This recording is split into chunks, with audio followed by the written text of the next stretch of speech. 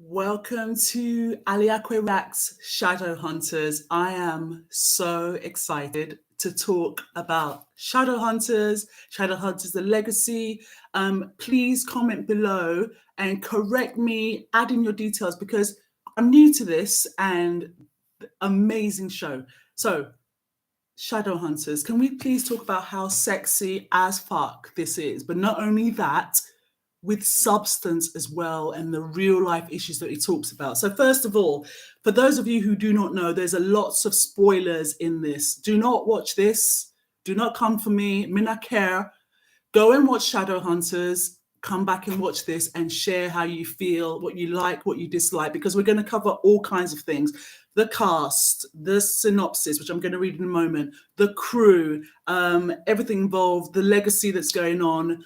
And yeah, it really has left a legacy. So as I said, I'm new to this. It's 2022, came this year, and don't feel like you've missed out because the things come for at the right time, at the right moment in life, which it did for me, and it's explained so much. So first of all, Shadowhunters, the synopsis. I'm going to read from the Shadowhunters YouTube. Check that out as well. So it's based on the best-selling young adult fantasy book series The Mortal Instruments by Cassandra Clare. Shadowhunters follows 18-year-old Clary, correct me below, Clary Frey, who finds out on her birthday that she's not who she thinks she is, and that she comes from a rather long line of Shadowhunters who are human stroke angel hybrids who hunt down demons. When her mother, Jocelyn, is kidnapped, Clary is thrown into a world of demon hunters with the mysterious shadow hunter Jace and her best friend Simon, now living amongst fairies, warlocks, vampires, and werewolves. Clary begins a journey of self-discovery as she learns more about her past and what her future may hold.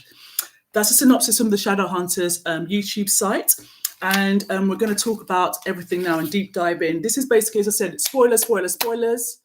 Go watch, come back and return, and comment below and about anything that is talked about today. By the Angel, why was it cancelled? But I kind of get it. They did an amazing job. And then you can go to the books as well. It's a lot to contain, but in what they delivered, I understand it. But yeah, I had to say By the Angel because I love it. So this is my feelings and reactions to it. I am fully a little child loving this and excited, and had to share it because, you know, you've got to share the good things in life, and it's a large scale job and a lot of labor of love went into this. First of all, we're going to talk about the writers and the adaptation from the books to teleplay, the screen. This is ALEAKWE Reacts, and it's only my opinions. I haven't read the books. I just enjoyed it on Netflix and some stuff. I enjoyed it with my mind, my soul, and my certain things we shall talk about. So it was a mammoth job for the writers, the story editors. Amazing what they all did. I've not read the books by Cassandra Clare, but I am glad that I was suggested it on my YouTube timeline. I hate suggestions normally, but give thanks this was actually suggested because it was totally immersive and still relevant to the times. Very empowering messaging by the writers, and with a very rich source material by Cassandra Clare, and the messaging, like working together, I can really relate to, especially in these times. There's always dark and light times, but working together. Also, I love in the writing, the threads and repeated lines from across the episodes in the series as well. We'll come to that later. The writers and everyone involved gave millions of people's viewers, listeners, just the hope, in self-defense, self-determination, and especially unity, which we need. And this is what my channel is about. Good vibes.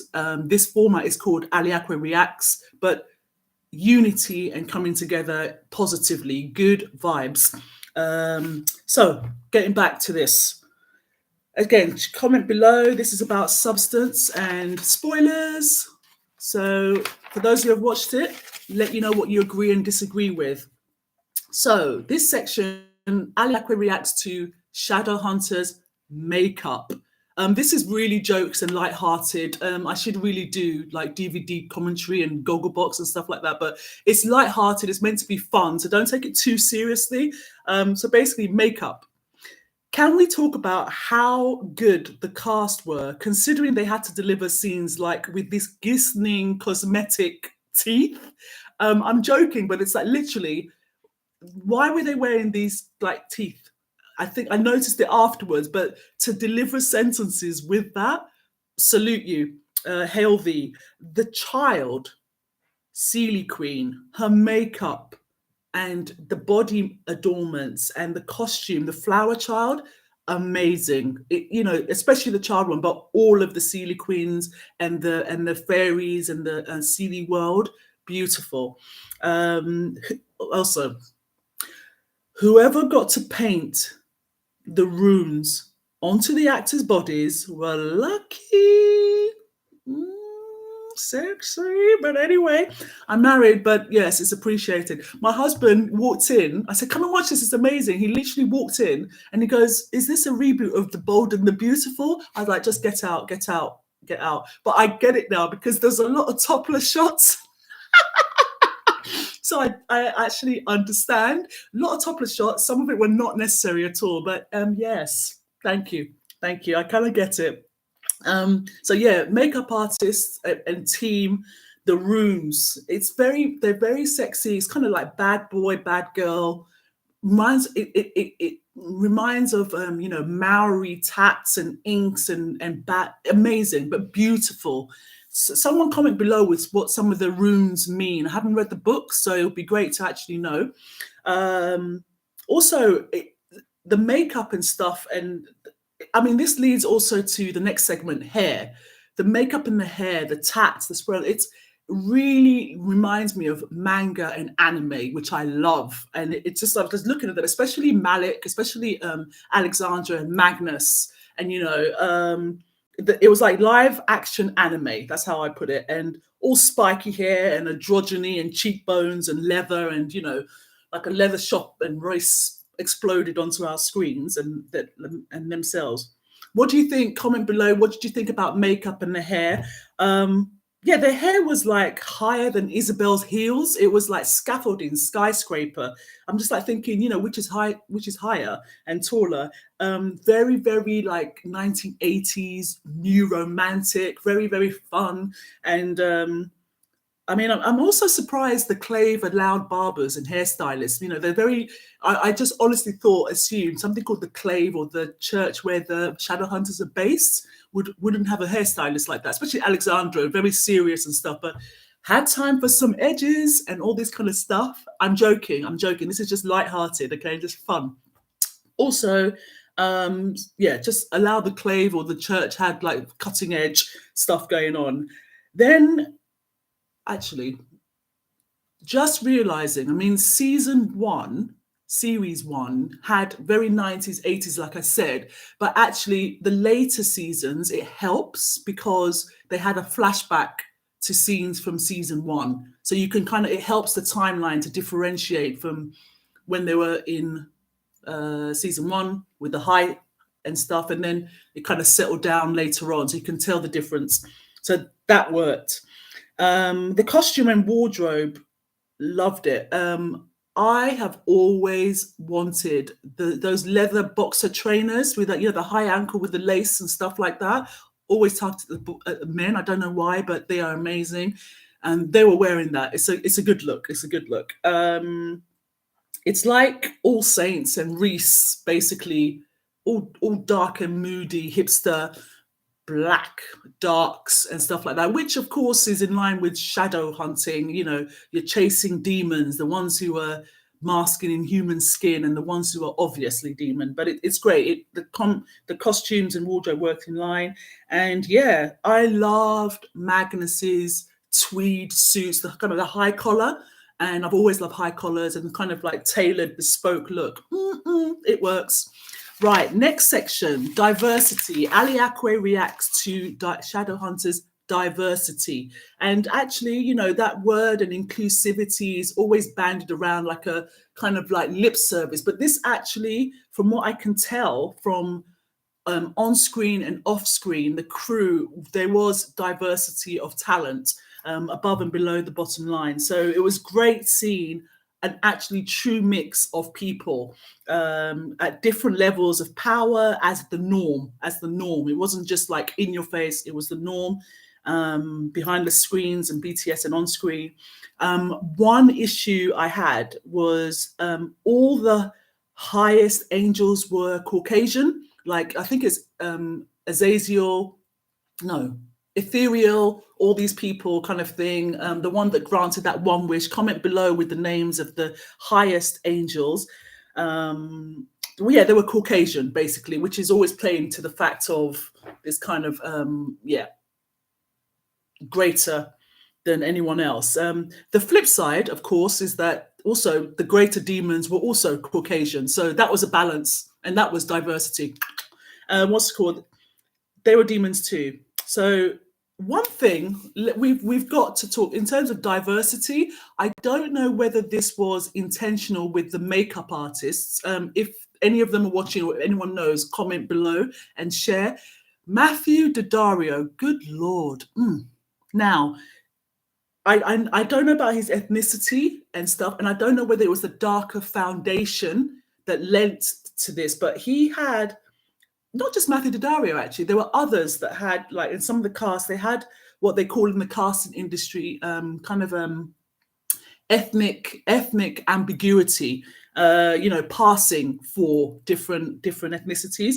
But in Matthew Daddario's case, Shamdario, his features just bridge continents. And now I'm thinking it is actually, he's kind of like a pale skinned, dark haired, green cat eyes and cattish eyes. But then actually there was parts of the darker makeup. He looked like he could span the continents of Africa and Asia and Spain and Latin American countries as well. The features, because of his ancestry, maybe, I don't know what it is, but on the surface, he spanned all of those.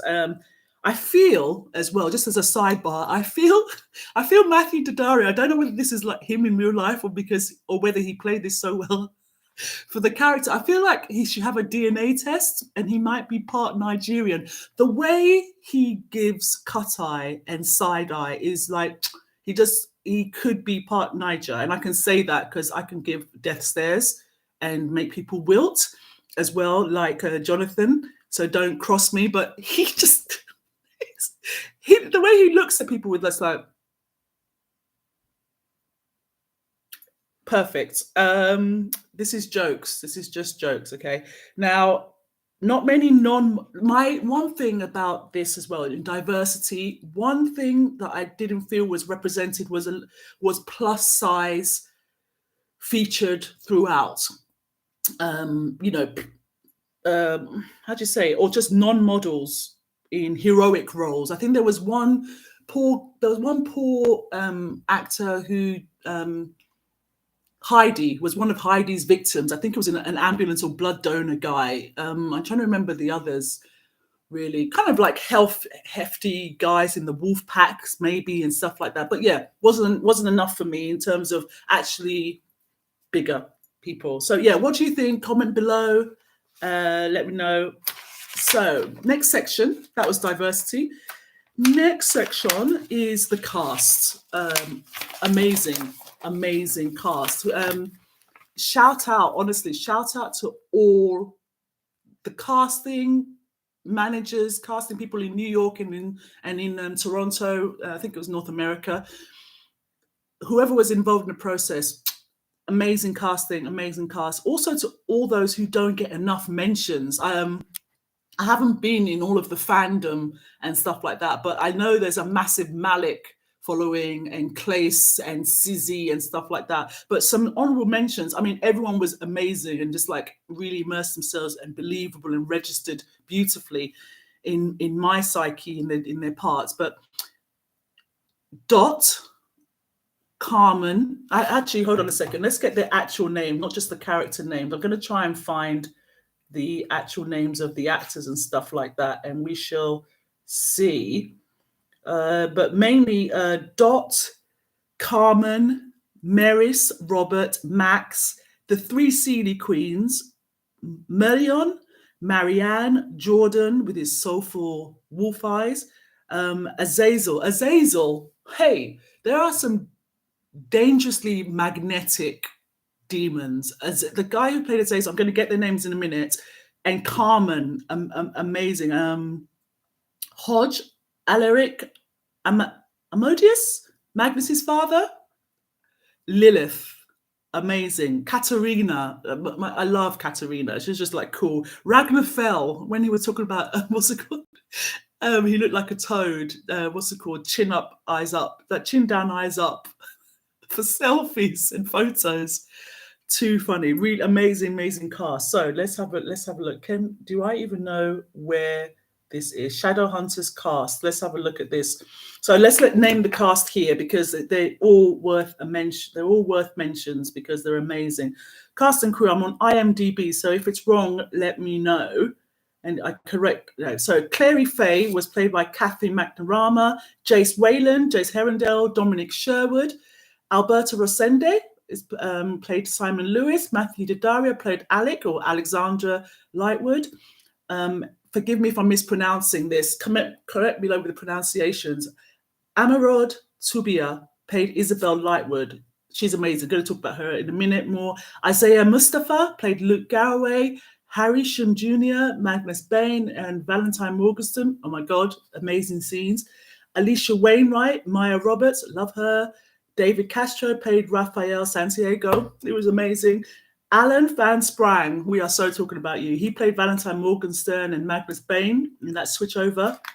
Amazing lady called Nicola Correa Damoud played Maryse Lightwood. Jade Hasune played Melion. Maxine Roy, Jocelyn Frey. Anna Hopkins played Lilith. Oh, she was amazing. Luke Baines. Oh, Luke. We're going to talk about him. He played Jonathan Morgenstern. Joe LaBelle, Alaric. Will Tudor played Jonathan Morgenstern and Sebastian Verlac. Everyone was so good. Is this Chai Hansen? It's Chai. In Nigeria, it was like really like Kai, but that was something else. He played Jordan Kyle.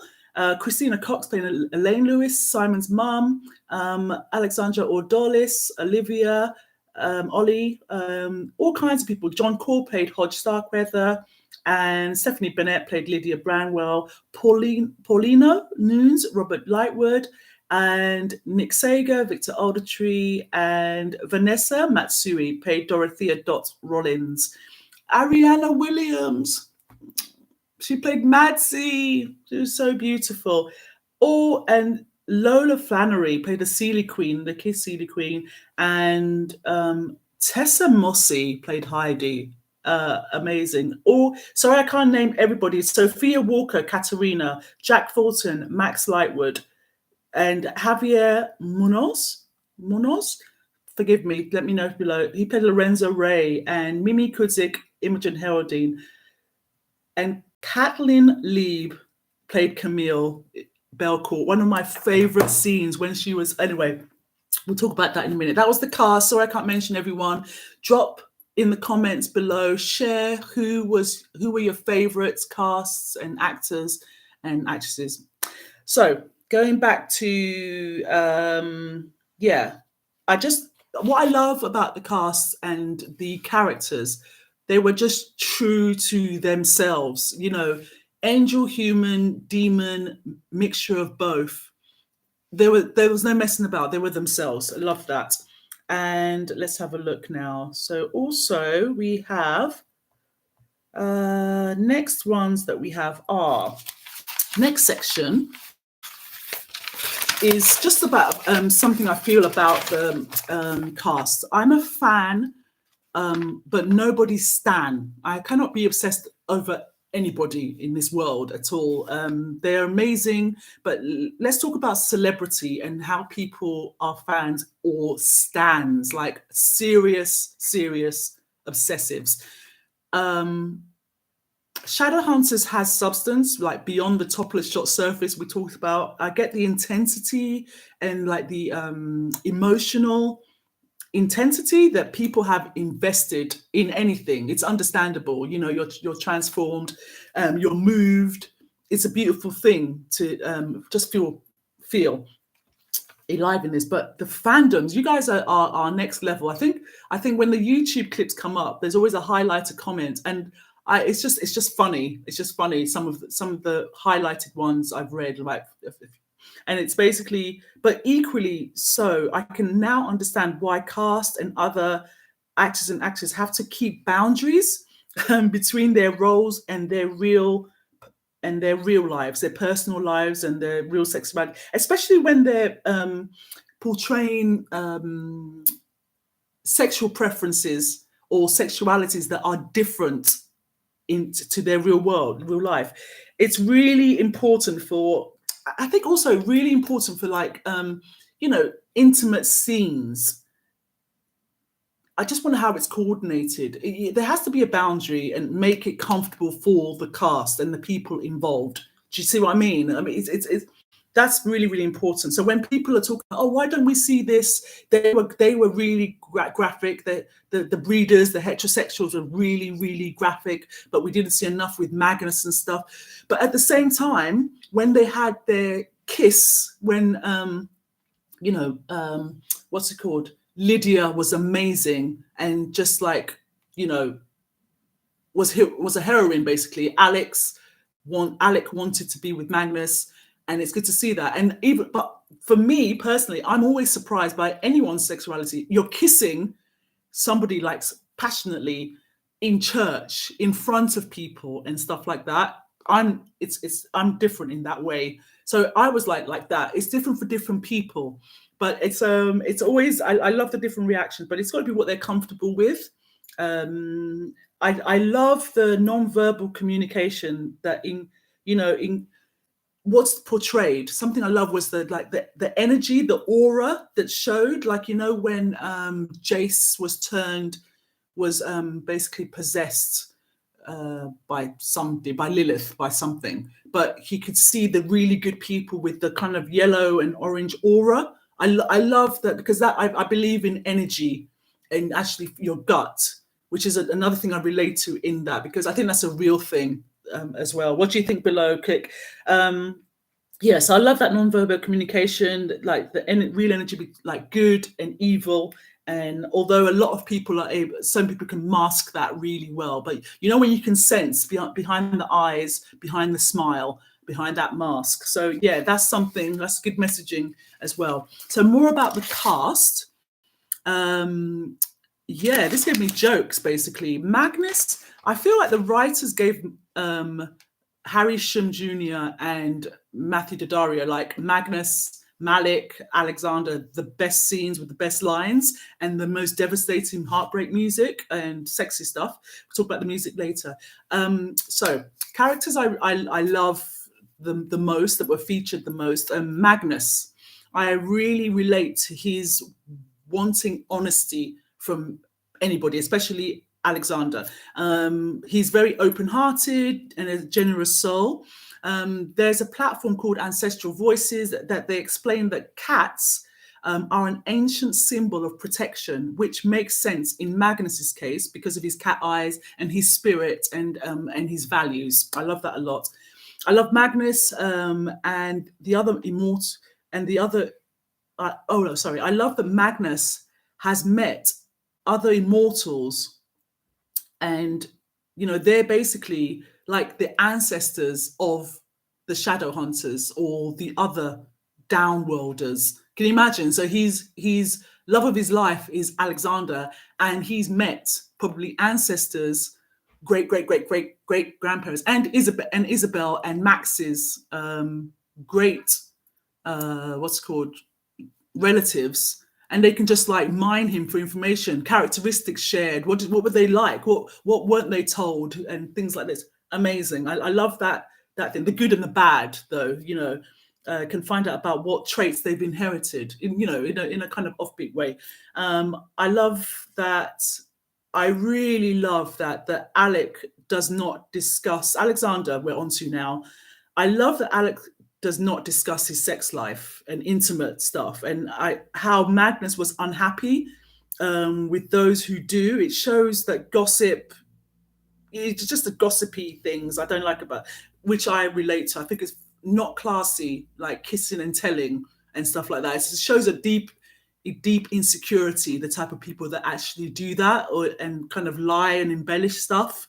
It's just not necessary. So all the casts literally have been to hell and back, Edom and back. The cast have been to Edom and back. It's great, and it might be fantasy, but it shows that people you can be up and down in one day. We go through a lot. Whether you have peace inside, you're always in a battle, not necessarily of your own making. I love that. Let's see. So the Alexander, Alec Lightwood, I love the scene. I don't agree with this, but one of the shadiest scenes is so funny. The four of them. There was Camille, there was Isabelle, there was Alec, and there was Magnus. And I don't agree with it, but it was so delicious. The way she tried to throw a spanner in the works. What's it called? Magnus has found a new love in Alec, and she's there just trying to, just as he said, people are not your toys for amusement, and she's just relishing, just trying to get a rise out of Alec, and he does one of his, Niger stares. Just she's ignoring everyone else. Isabelle was fantastic. What's it called? Alec's ignoring her. It's just beautiful. It's like that kind of thing. If you met your exes, how would it go down? It was so funny. It was so funny. Don't agree with Camille, but it was delicious. Alexander, I love. This is how a leader should be. This is leadership qualities. That's how it should be. I would love to see the way his leadership skills and others, like the Downworld Council, how you in governance worldwide. He listens, he has integrity, he consults without trying to find, it's not intel gathering to use against other people. It's an actually real alliance to not be enemies of progress to each other. It was so good. That Downworld Council. I mean, if only we had that around the world, and actually making decisions together for the greater good, not just for the pocket of a few. Very, very good. As I say, he actively listens, and more importantly, apologizes. Literally apologizes, says what he did wrong, why he's sorry, and he means it, not just to move along like there's amnesia. Amazing. And not apologizing when you don't need to, just be people pleasing. You're wrong. I'm wrong for this reason. And I love Magnus, who's doing this like sexy light work and trying to like calm and manage his emotions. And Alex just comes in there blatantly trying to ignore that he's buff, but like saying, I'm sorry. And Magnus, that is so mean. Magnus would go, elaborate. What are you sorry for? And do you really mean it? And are you going to actually change and not repeat it? And it's brilliant. It's brilliant. Really well done. And yeah, just apologizing when you've done wrong to avoid harm and avoid unnecessary situations. Honest, direct, and not manipulative. I love that. And he's just quick thinking, Alexander. And yeah, it's great. Not just doing that so you just vote. He's doing it for that you don't pretend. You're not having to pretend. It's really, really good. Because people are always literally having to it's the way of the world, unfortunately, is that people would rather not believe facts. They would literally walk around evading any facts, and you're pretending that corrupt. This left hand, left hand, right hand is not part of the same corrupt body. Just pretending to be entities, don't see when you can blatantly see you're all part of the same corrupt body, but pretending that you're not linked, don't know each other. And it's like, it's what people do and what people don't do. That show their alliance. It's really, really good messaging in Shadowhunters. Check it out. see how it applies to yourself, your family, the world around you, relationships. It's a great dynamic. Right. One question I had, if anyone can comment below and answer, share this with any of the cast and crew. I really need to know this. So Alec's mother, Maryse Lightwood, had her runes removed, you know, like the sacred tats on her body, but they weren't at the wedding, at the Malec wedding scenes. So does that mean that she chose? Can she not go back to being a Shadowhunter now that she's been cleared? Is she just going to remain a so-called mundane? So if she does, she can protect herself, but does like Luke Garraway, her partner, would have to protect her? I don't know. How does it work once you've been de-runed and you're not a Shadowhunter? You know, that kind of stuff. Is she allowed to be in the clave, Alicante, all this kind of stuff? Is a mundane a downworlder? Comment below. Let me know. Next thing, Isabelle Lightwood. Izzy. I love her. She's amazing. I love her combat scenes, her fight scenes, especially the one with Heidi the vampire. Too good. Heidi versus Isabelle and Maia versus Heidi. So good, so good. There was, and then what's it called?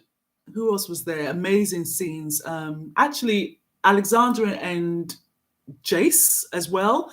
And also, what was there? There was also who was it? There was another one. Anyway, amazing scenes all round, really, really good. So Isabelle, Alexandra calls her the best Shadowhunter. I agree, because first of all, I saw her like doing her CSI move. She was a kind of iron mason trying to put something together. I remember with the angel blood. She's multifaceted. She's skilled in forensic combat, academically gifted, yet naturally assumptions made against her because she wears bodycon and tight dresses and all this kind of like totally sexist things are superimposed on her, and she has zero fucks to give. I love seeing that. It was really, really good. Honestly though, when she was like doing stuff in heels, I was like, is that even possible? And then I realized, because I cannot wear heels anymore, that's just me. She is badass and amazing. And then next one, Clary, Clarissa Fairchild, Clarissa Morgenstern, amazing.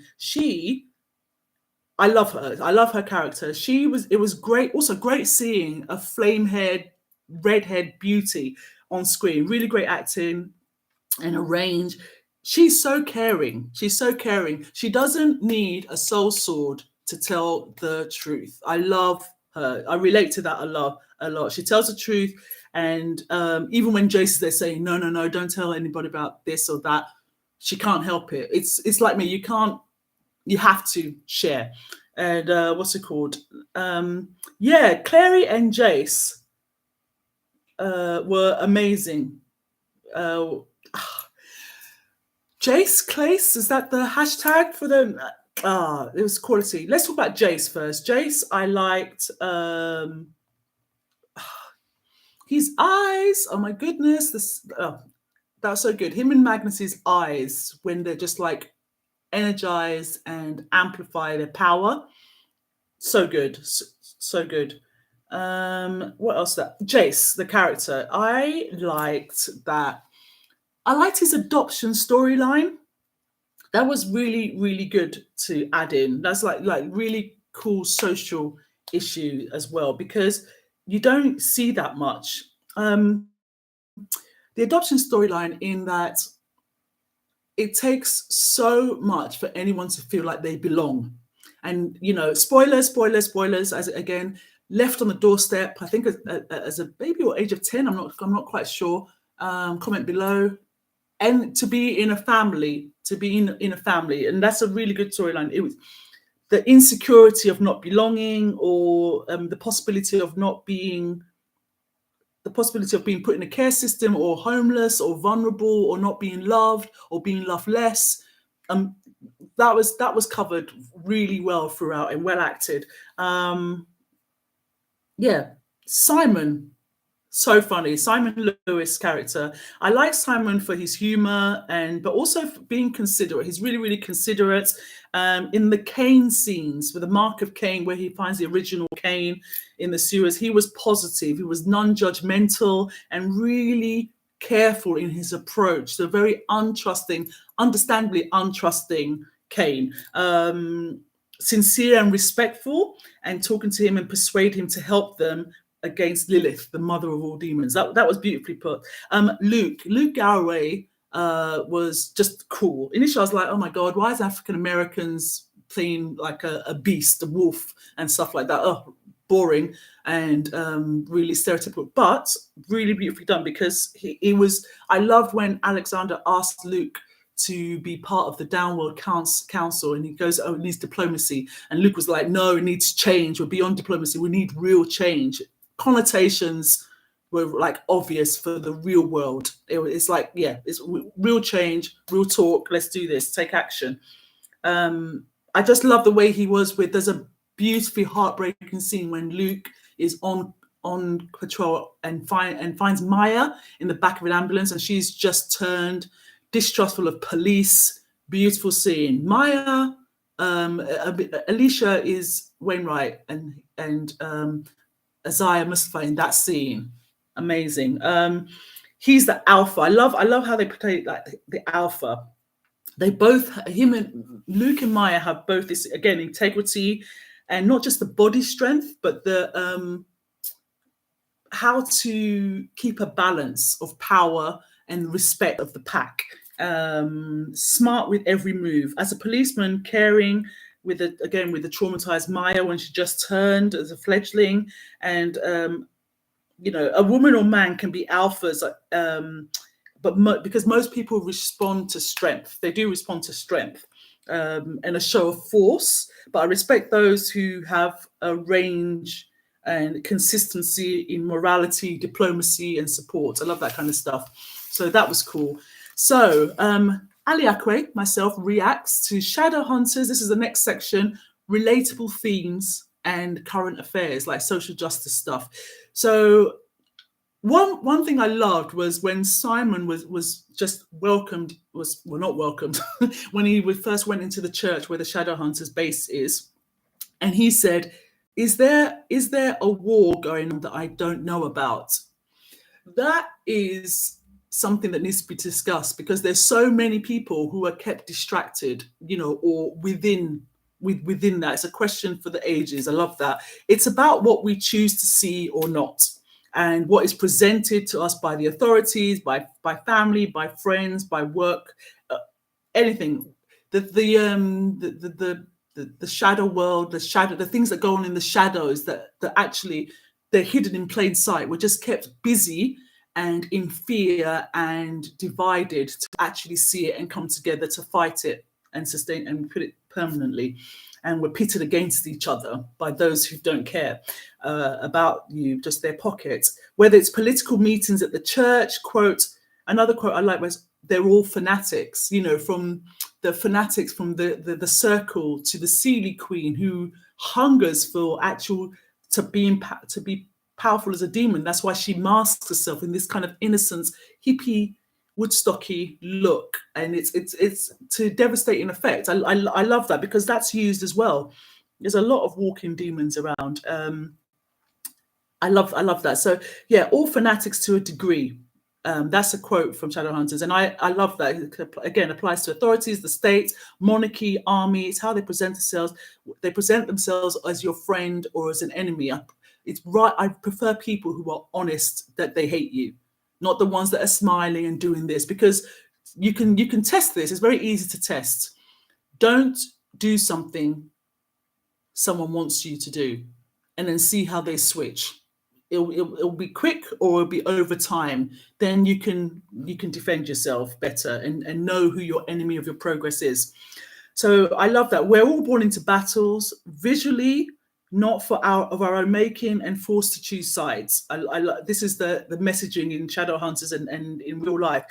And the fearless choose their own side. That's my take on this before watching Shadowhunters. And it's good to have it presented in a different way, existing values and beliefs and walking the talk. So yeah, I love Shadowhunters for that unity, irrespective of your tribe or community. Challenge the corrupt men and women and gangs, whether they are relative neighbors or wear suits. One aspect as well of Shadowhunters was actually, it exists in the real world, that's portrayed as child soldiers. People like, it's really, really heartbreaking. Child soldiers, I'm talking about people like Madzie, like Jonathan, Madzie the warlock, the child warlock, Jonathan Morgenstern, who's basically like a puppet. If you've seen it, this is a spoiler, he's like captured at the, not the Clay, the church, but Jonathan is in like a straitjacket, and his arms and his wrists and ankles are in 4 directions. And literally, to me, he looked like a puppet.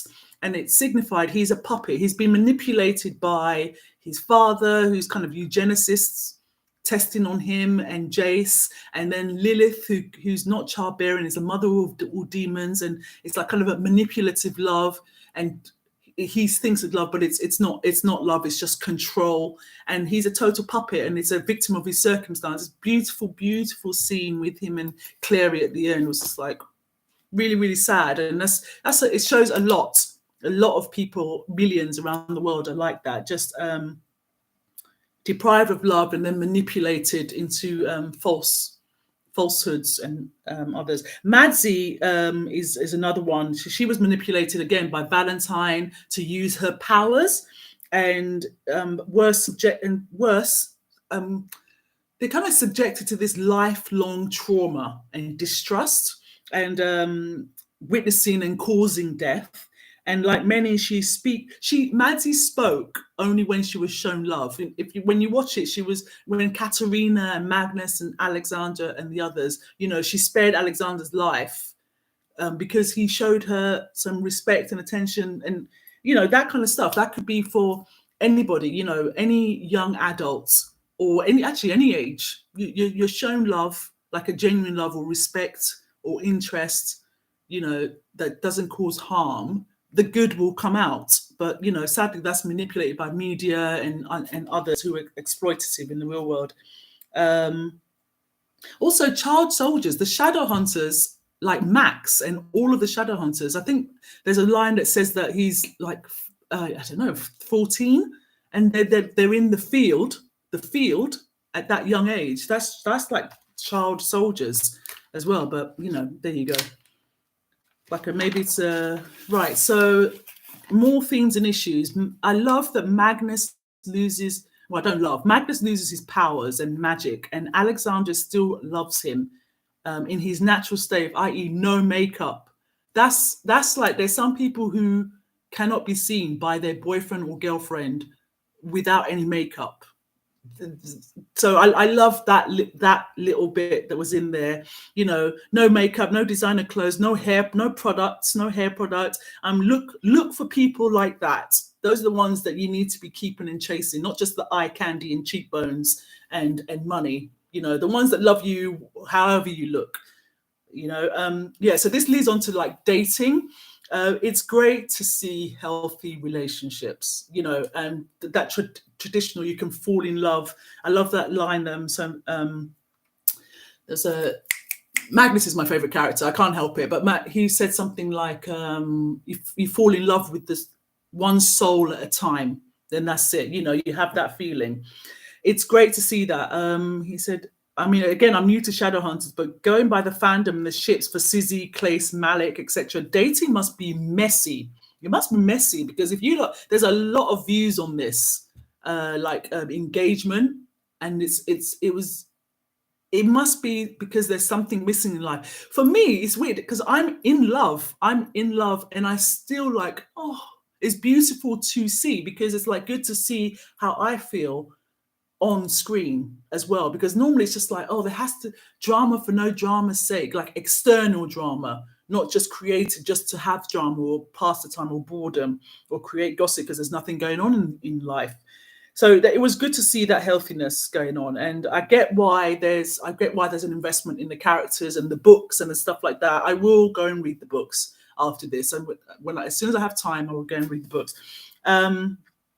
Yeah, so it's fantasy and referencing the real world, social issues from virginity to celibacy and abstaining. Raphael's story arc about abstaining. I mean, you've got hot stuff in fire in human form that is Isabelle Lightwood, and Raphael is just not interested in sex, and that I like that showing that it's not, you know, that's good. Some people aren't, you know, it's there's other stuff in life. It's beautiful. Not being sexual. Alec shows that he's a virgin, and you know, his experience of that, and amazing to see as well that, you know, he has anxiety about performance. It's true that you can have, when someone has been or had many sexual encounters, you can have that kind of anxiety, and you know, as a virgin, you suddenly want to, like, just think, like, show that you can be experienced and do that. But actually, it's just, you know, being given the confidence to be yourself and learn and be natural as you go along. Because the irony is, you can find giving each other a chance. That's the main messaging of it. And you can become amazing, get turned on by that for life if you give each other a chance. I love that. You know, everyone's different. It's your call as long as you're not doing any harm. And I like that. So yeah, the dating field, happy endings exist in real life. It's just hard won despite the unnecessary drama, as I said earlier. So that thing of, I love that there's the different dynamics and relationships and finding each other, because it's very, very, this is my experience, it's rare to find and connect with someone on different levels. You know, the ones that aren't acting, or you find out later that they're just, like, you know, down low and stuff. But that energy, that chemistry, it's worth waiting for, you know, the years in between. It's beautiful. So I think it's like, that's good messaging for people, you know, the different statuses. I love that some of the couples and knew right from the start that they wanted each other and gave each other the chance, went through the hardships, and it paid off, and they're together at the end, despite what life threw at them and stuff. And I love that. So many pretend to play games and just impress their friends and family, and yet date again on the down lows. They have no interest in the person. It's just the insecure on the inside. So themes and issues I found from this as well is that throughout the series, there's just everyone, most of them given, apart from, actually, no, Alexander was totally surly all the time to poor Simon.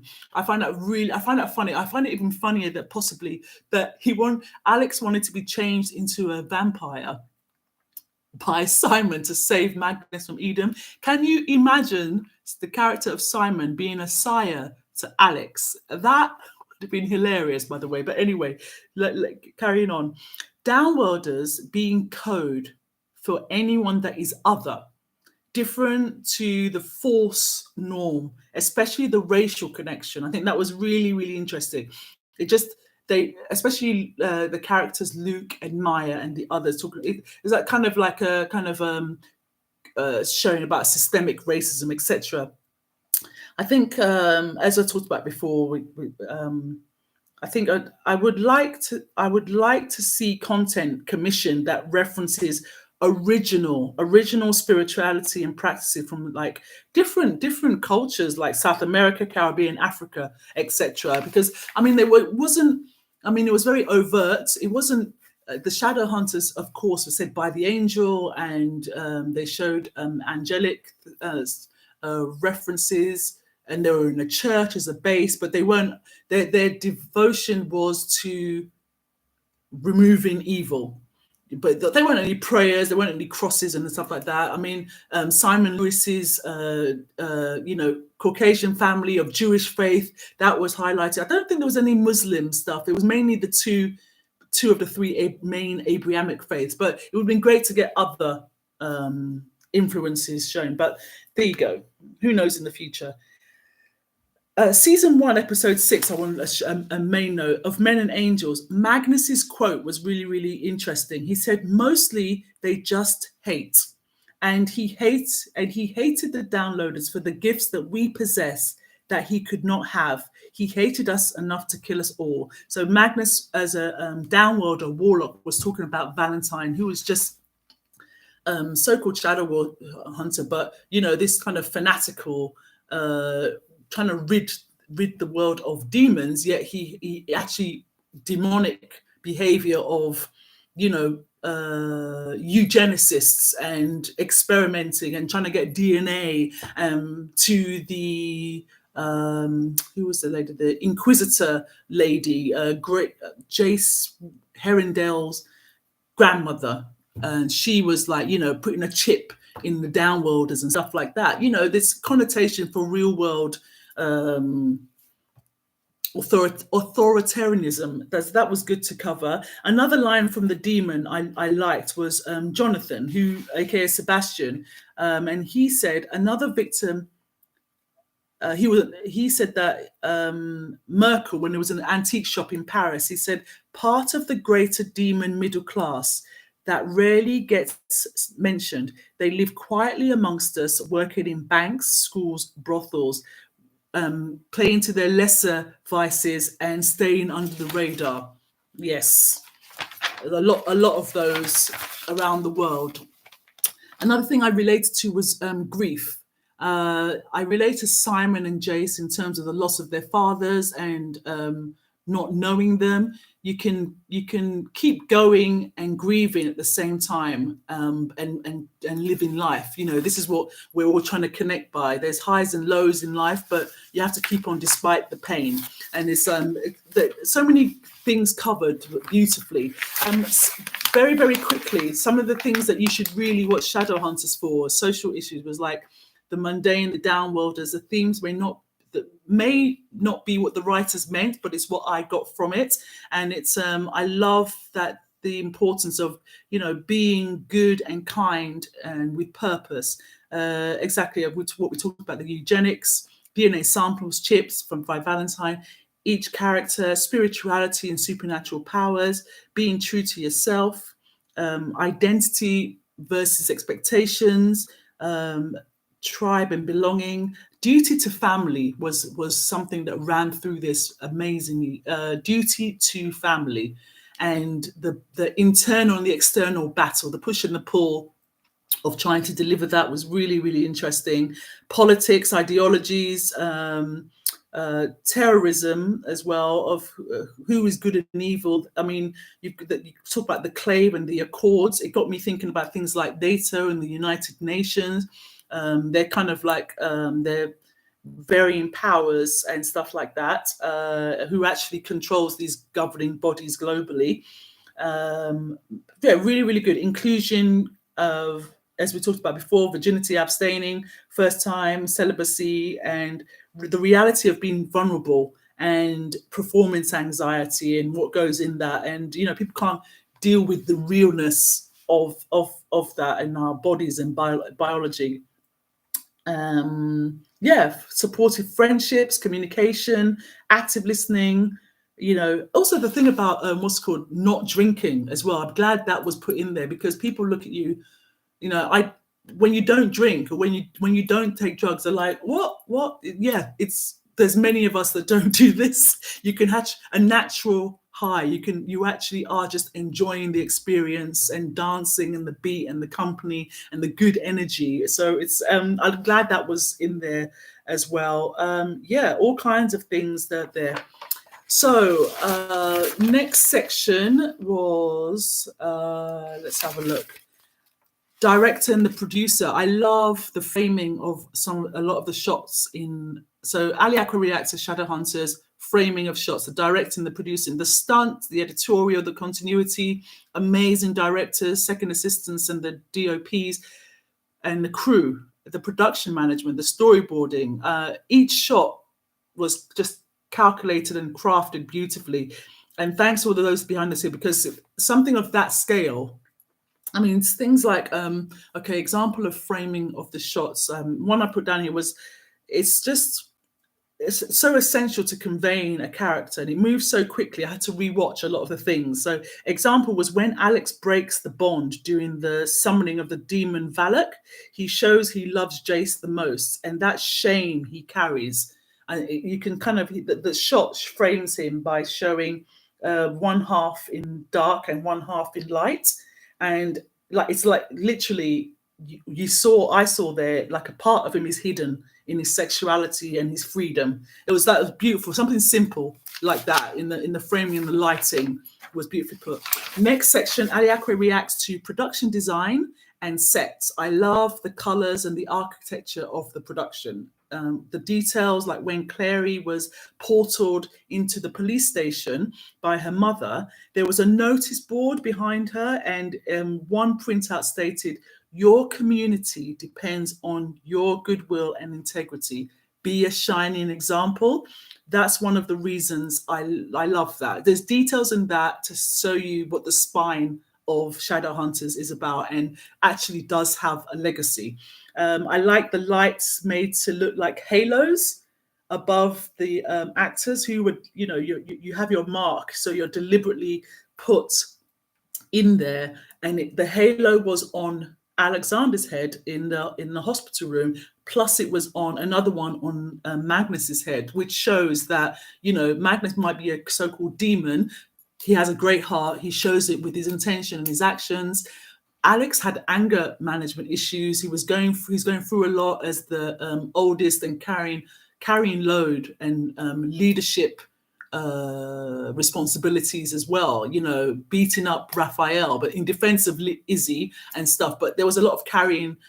It was beautiful to show that. So, who's good, who's evil, or who's both. It was really, really good. And I love Magnus's at his loft, but the apothecary room with all of the bottles and the native ingredients and all of that stuff. I love that room. What's it called? All of those production design and the sets were beautiful. Again, special effects and visual effects. The eyes, when Jace's eyes lit up and Magnus's eyes, not the eyes in season 1, Magnus's eyes in seasons 2, 3, and 3A, 3B, 4A. I have no idea what that is about. It's like, anyway, sounds and music. So good. Thank you to everyone that was involved in either commissioning new music or finding out new artists. Comment below whether it was commissioned or whether some of the tracks already existed, because I love Ruel, Mattis, The Chain, sexy song, and especially SYML, simple in Welsh apparently, for Brian's track, which is Fear of the Water. So beautiful, really, really beautiful. I need to actually read the lyrics properly. It might mean something different to what I think it means, but devastating when they broke up and they played that. And then Ruel, War of Hearts, beautiful. And then Mattis, The Chain, sexy as fuck. I love that. Just beautiful underscore throughout and amplified the scene so well. So yeah, a lot of cultural references that were in there. I mean, little things that popped up. I loved when Jonathan became fully transformed into a demon. The blonde, the peroxide hair, and he looked, all the cheekbone, he looked like Billy Idol. I love that so much. With the rebelly hell.